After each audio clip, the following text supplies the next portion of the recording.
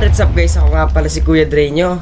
So hindi muna tayo na video natin na maglalaro. So ang ating video ngayon ay tungkol sa papakita ko sa inyo ang aking setup kung paano ako nagvi-video guys. So wala nang patumpik-tumpik pa, tara na guys. Ito yung gaming chair ko.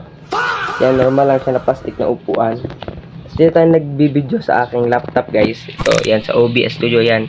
Dito po tayo nagbi-video. So, ito po yung ating mousepad at saka yung ating wireless na mouse. So, guys, papapansin nyo, may electric fan. So, dyan po tayo nagpapahangin kapag medyo mainit. Ginagamit ko rin siya bilang cooler pag nainit yung laptop ko, guys. So, ito din, nakasaksak yung laptop ko doon sa extension, guys.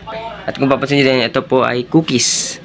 Yan, cookies yan, guys. So, pag nagutom ako, kakain ako dyan.